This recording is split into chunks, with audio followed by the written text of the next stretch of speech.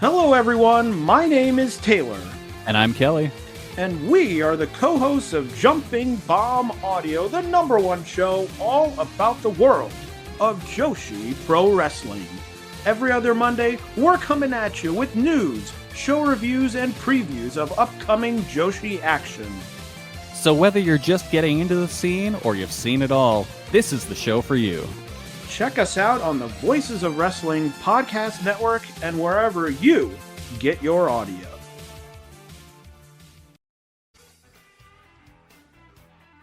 Hello, Voices of Wrestling listener. Dave Ryan here.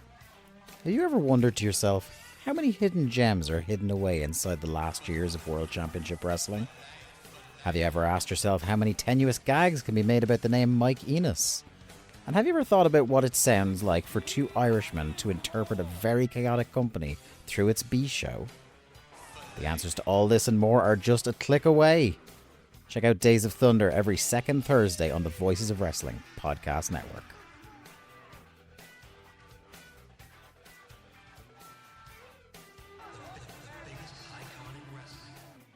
How's it going, everyone? This is Fred Moreland here on the Good, the Bad, and the Hungee, your Voices of Wrestling AEW specific podcast. I am without my co-host today, Tyler Fornes.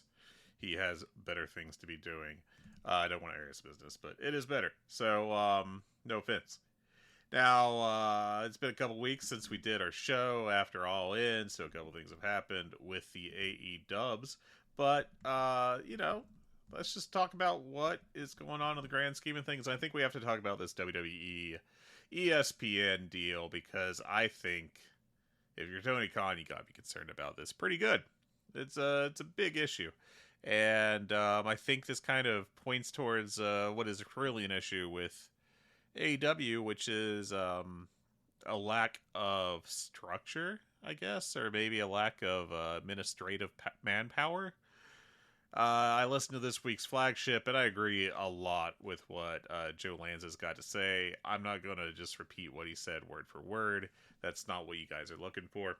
But I do think if you're Tony Khan, you've got to be very concerned about the fact that the WWE has all these deals going on right now, and that one has to assume there is a exclusivity aspect to them, blocking these companies from signing with other wrestling companies, and that's bad news for AEW because what that means is, AEW is unable to sign deals with all these companies that WWE is currently in bed with. And obviously, as I go tippy tap on the Google, between Peacock, Netflix, the CW, USA Network, I mean, and ESPN now, it's not good. Not good at all. That these are the groups that WWE is partnered with, and that probably means that AEW can't partner with any of them.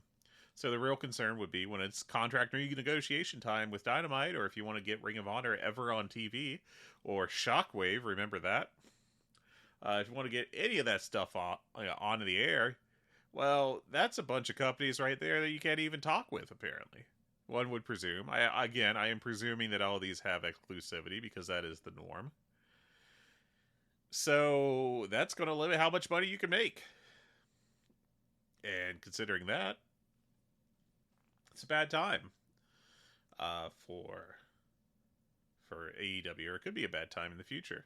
And I think another underreported aspect of it is the fact that WWE is coming in and getting these big money deals with all these broadcasters, for Peacock and Fox.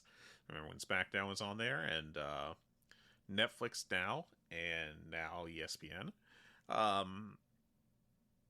Well, we are now at 2 for 2 on companies having the right to match these offers and saying, I'm good.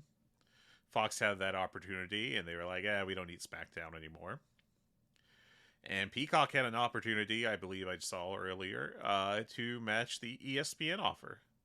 And they said, no, thank you. So, it's easy to look at that and say, well, that's all they need. That's all WWE needs, is just to get the deal in the first place. Yes, but also, I think it's a little concerning for them because what if you go back around and negotiate with these guys and, they decide that what they paid previously was nowhere worth it? Are they going to be like, oh, we'll just offer it right back to you? I don't think so. Why would you do that if you're a large conglomerate? But I also think it's concerning for AEW. Now, I think a big part of AEW's marketing position should be to, just kind of be like, hey, look, we're an alternative and we're far more cost effective. You should give us throw us some cash. But I think that they should be concerned that WWE is leaving all these companies, disappointed with the business they've had. And as such, that when those companies turn around and negotiate with AEW, they just don't want to pay the money. I think that's a major concern. So in two ways, that could be very bad for AEW. But it does seem to be an issue stemming from a lack of focus or manpower or whatever you want to call it when it comes to these kind of PR things. And, linking back to, I've talked about this before on the show, but linking back to the peak of like Legento-like activity, if you will, on social media, when these outlets would just randomly get, fast nationals that made AEW look bad and just dutifully report them, and one presumes from those numbers came from WWE. It became its whole little thing. But at the same time, what's wild to me is, as an AEW focused podcast on, the Voices of Wrestling network is not nothing. I'm not going to sit here and pretend, it's like I'm on something that matters, but something like I should say, boy, I'm good at talking today.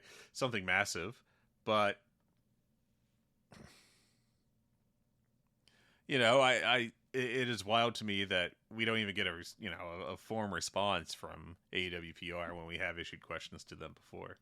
Like, not a second of the day, nothing. So, who cares?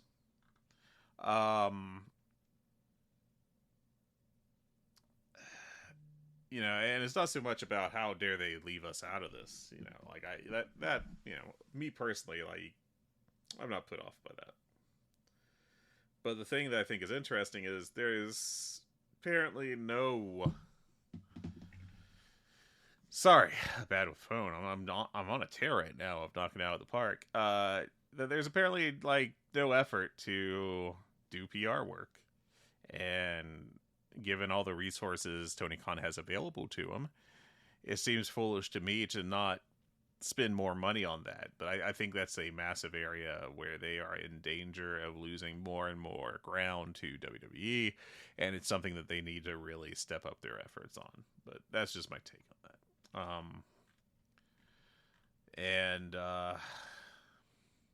Yeah, I mean, they've got to be concerned about this. They got to really think about the changing landscape and how that's affecting everything and how that could affect AEW in the future. And I hope that they do, because of the two products, I find one a lot better, and it's not WWE.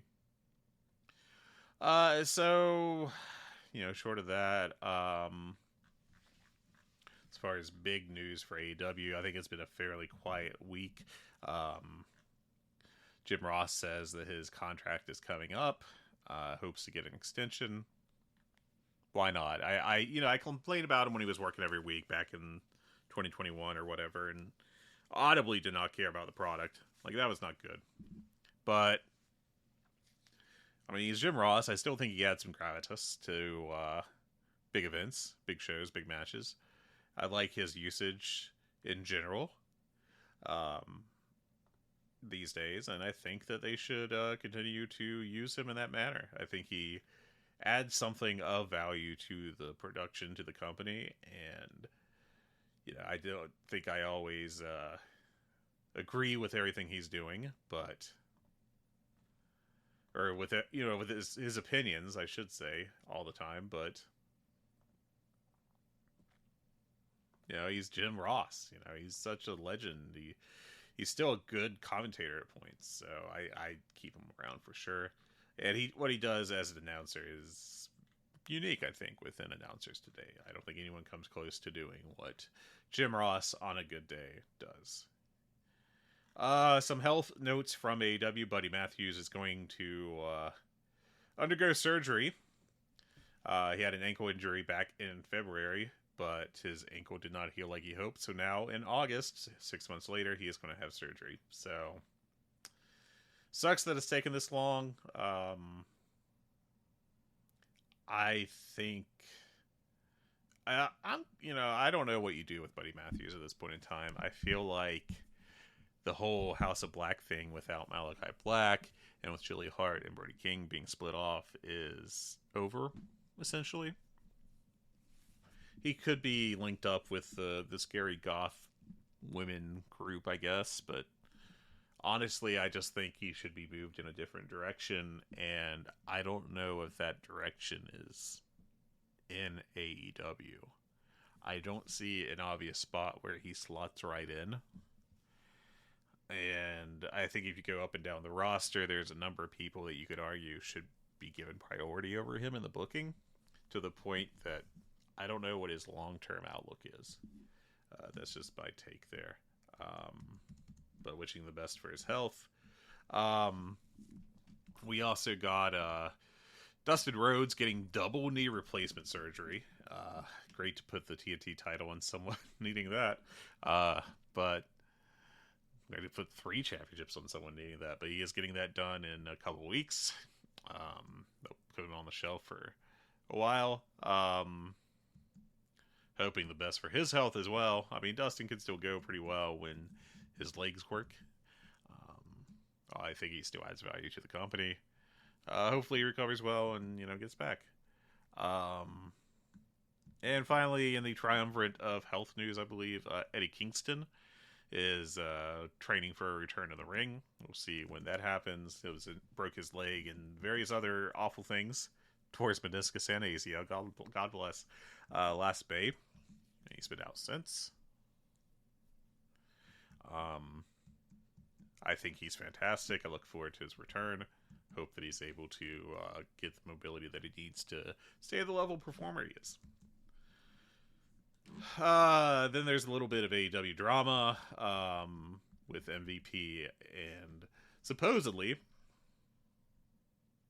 that he refused to have the Hurt Business drop the tag titles to Jet Knight, Mike Bailey, or Jet Speed, Kevin Knight and Mike Bailey. I'm not particularly heartbroken over that not being the move. I feel like it was an option, but not like a necessity for them to do that. So I think that it's pretty reasonable for the company to not have made that move at that point in time.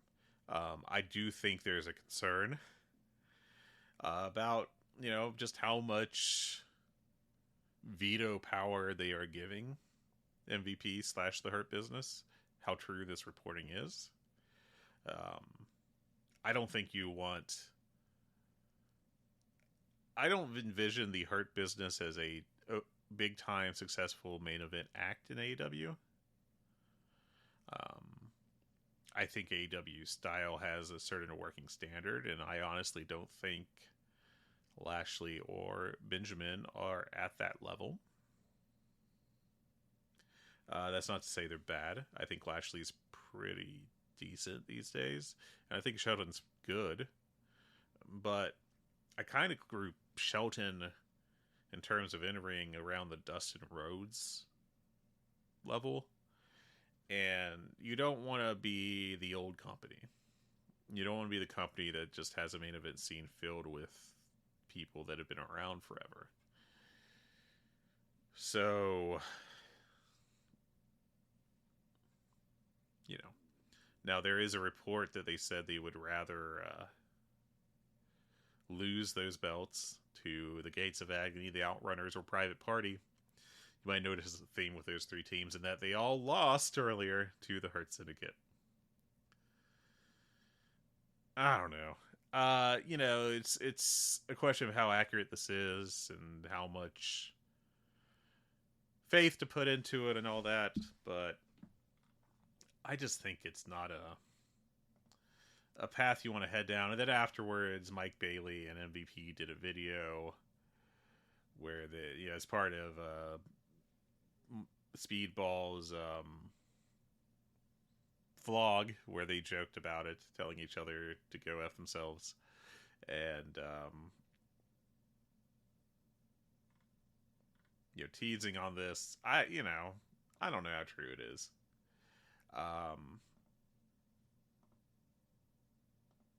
But there's a lot of talk about it, and I think, I'm personally a believer, and when there's a lot of smoke, maybe there's a fire there. It's just something to think about. Okay, this week's Dynamite, I thought was a pretty solid show. All in all, I thought there were good promos on it,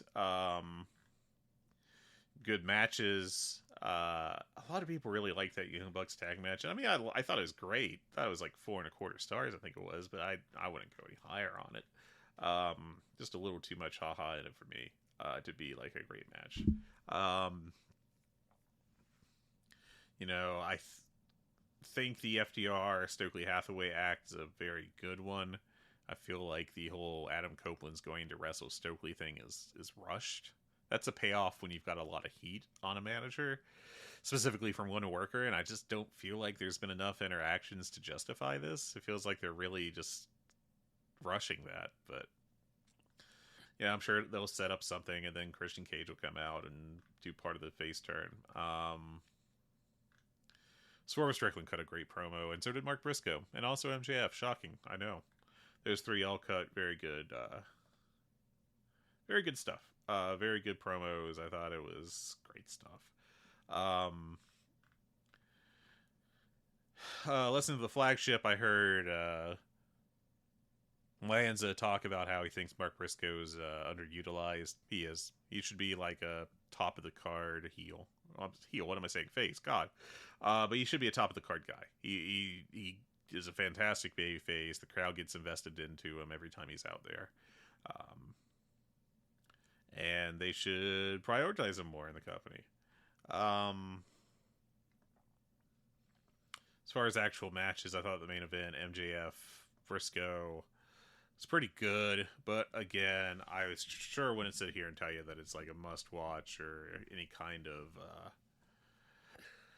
classic or anything like that. It was just a nice TV match. And, it's nice to have a nice TV match. So, I liked the opener. I thought that was a good match between Moxley and Mike Bailey. Bailey's, obviously set up as like a meaningful mid-carder. Not a main eventer, but, a regular mid-carder. Or a regular in the mid-card, I should say. Like a guy who can be a threat to the top guys, but ends up losing all the time, I really enjoyed that match. I thought it was worked really well. Went 4 stars on it. Mentioned the Young Bucks and Brodito, I guess they're calling themselves. Bandito and Brody King. Thought that was a great match. Best match of the night. The women's 4-way was... I would have done everything in my power to keep Starks and Sky Blue away from working with each other. I just would not have booked the match to have that happen. But you can't win them all, I guess. Alex Windsor's great. She just looks to be at a different level. I'm kind of cooling a little bit on Queen Aminata. Not that she's not good, but I think she may have been exposed to the point you can see some holes in her game. I'd still push her over either Blue or Starks, but I don't know that she's a champion level performer at this point. So that's just something I'm keeping in mind, something I'm thinking about. Yeah, I guess that's my brief thoughts on the show. Mercedes Moné cut a decent promo. I do not know what is going on with Chris Statlander. I feel like that they've kind of... It's been too much of this for too long. Like, just kind of directionless. I feel like both Willow and Chris have been de-emphasized on TV. And I understand why, because you had the Tony Storm storylines, you had the Mercedes Moné storylines, and then after that, it could be kind of hard to fit a third women's storyline onto AEW, how they structure their TV, but I would argue that those two are worth it. That you find the time. I wonder if they're just kind of wasting time till they get the women's tag championships active before they push these two full fledged. I don't know. Honestly, I keep forgetting that's going to be a thing that happens. And yeah, I mean that was about it. Adam Page, I thought came off well. They're using him well. I think that attendance for AEW is kind of their big question mark right now. Let's see if I can get a number real quick. So according to Cage Match, the attendance for this week's Dynamite was just over 3,000. If you go back to their last time in the Cleveland, do a little typing on the air. Good stuff. Last October, they had 3,487. So a drop of like 400 some. I think that could probably be viewed as a touch disappointing. Now, last time was a name Dynamite that they put a lot of force behind. And also included a Rampage taping, which, whatever, who cares? Doesn't mean anything. 40 weeks later, I don't know that you want to... maybe it's just the fact that, like, AEW's got the good vibes, but the business has not caught up with that yet. Maybe that's the kind of a leading thing for them at this moment. And maybe the metrics will catch up. I don't think it's smart to make any kind of knee-jerk reaction to this one attendance and say, we got to get the belt off Adam Page. I don't think you have a better option at this point right now. I don't see anything in the AEW cards that is guaranteed to heat up attendance for AEW TV shows. But that's the big question: is the TV shows. What are you going to do with them? And how are you going to get their attendance up? I don't know that they found a good answer to it. I mean, I don't think that's their biggest issue. Again, I'll go back to the corporate discussion I had earlier. I think that there should be a lot of concern in AEW right now about the fact that WWE's just keeps getting these deals. They're making it harder for AEW to get any deals. And I think that's really secondary to the whole, how can they ever, I'm not delusional about them possibly ever, but certainly in no rush are they are nowhere close to catching up with WWE, like, business-wise, Dave Meltzer's doing his numbers on max viewership, and, I think he thinks it's rather close to what Raw is getting, I guess. I'm that's something I need to dig further into. I think but I mean, that's a big feather in their cap if the max numbers are accurate, and that's the big question mark.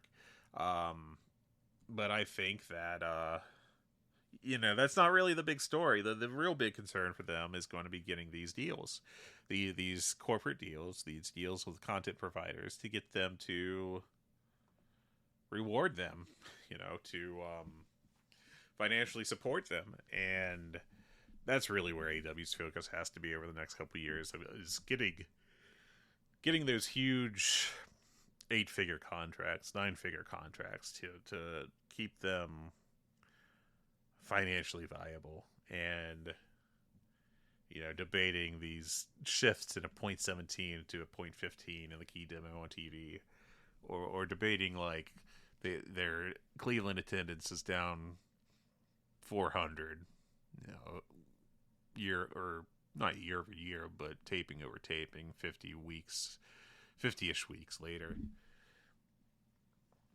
It's really got to be those big, or 40, sorry, those big deals, and they have to do it. They have to get the deal going. So it's on them. It's on them to step it up, and here's hoping they do, because I just think they're a vastly superior product to what WWE does. I've been watching a fair bit of WWE, trying to get caught up, working on my FSM 50, and it's miserable trying to watch just trying to watch anything that they put out, really. Even the good stuff, like, it's just this whole candy coating of, how do I want to put it, artifice, just nonsense. And I know it's pro wrestling, but like there's a certain WWE nonsense artifice that I just find really off-putting, and it's frustrating as a fan. And my biggest fear is, we're like I've talked about this before. It's a proxy war right now between like TNA and AAA, even though that's officially part of WWE now, and all this. And the absolute worst outcome for professional wrestling is just pro wrestling globally just becoming WWE, because it's the worst version of pro wrestling in my opinion, and it's just not an enjoyable watch. That's my take. There's stuff that is good sometimes, but overall it's just really meaningless. It's within a world of low art, it is arguably the lowest, without getting into some like we booked MAGA Butcher, kind of thing against Drake Younger in a light tubes and QAnon quotes match or something. Anyways, those are my big thoughts on it. I just wanted to do a quick update while I could. Shout out to everyone for listening. Thanks for giving us your time. Appreciate it. And I hope you all are having a great... I'm doing this on a Friday afternoon. Lord knows when you'll get to hear it. But yeah, I don't know if we'll be able to do a show next week. I'll be traveling some, but maybe the week after. Anyways, hope you all are having a great time. Oh, yeah, there is one thing I want to talk about before I finish up, which is the Forbidden Door pay-per-view, which it's definitely not Forbidden lineup. You can talk about how Forbidden Door is not what it once was. The AEW fan base is not what it once was, but we got ourselves basically 4 confirmed matches. Now, one of them is going to be a 4-way for the TBS title, and it's going to have Alex Windsor, Mercedes Moné, and then someone from CMLL and for someone from Stardom. That's a Forbidden Door match. Fine. Your other 4 are Hiroshi Tanahashi against someone. Forbidden Door match. The Hurt Syndicate against whoever wins this either FTR Brodito in a tournament that had no outside presence. Not a Forbidden Door match. Okada versus Swerve Strickland. Okada's been over here for too long. That's not a Forbidden Door match. And Athena versus Toni Storm. Not a Forbidden Door match. I mean, we can't pretend that Ring of Honor is meaningfully something different, than AEW. We just can't. We can't. And so with all this, is this actually going to have anything close to a Forbidden Door aspect to it? I hope so. I'd love to see, if we're going to do this as a thing, let's do it as a thing, It just can't be this, because what they've got announced, it's not bad by any stretch. I'm pretty excited for Okada Strickland, and Athena and Toni Storm could be good. The rest, I don't know, man. They got to get something on this that gives it some juice. I'd love to see other representation. Just need to actually see that. All right. Anyways, okay, that was what I wanted to say. Just how disappointing the card is right now for Forbidden Door from that perspective. It's very early. We got plenty. We got time. Don't have that much time now that I actually look at a calendar and see how dates work. That's 16 days.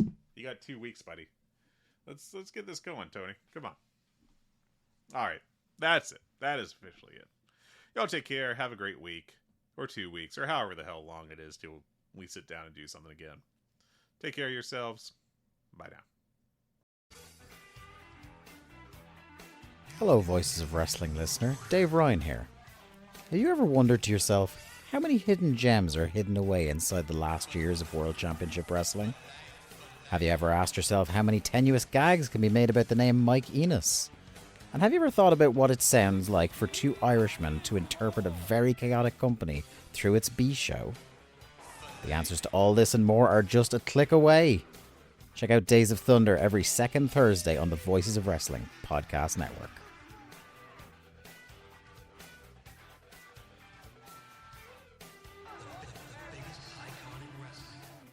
Wrestling Omakase is back, baby. The weekly podcast that takes you across all the top promotions of the entire Japanese wrestling scene, from New Japan to Stardom, Noah, DDT, All Japan, Mari Gold, Dragon Gate, Tokyo Joshi, Sendai Girls, and a whole lot more.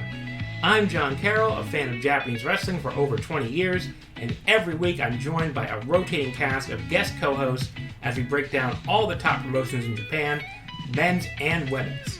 Check out Wrestling Omakase right here on the Voices of Wrestling podcasting network today.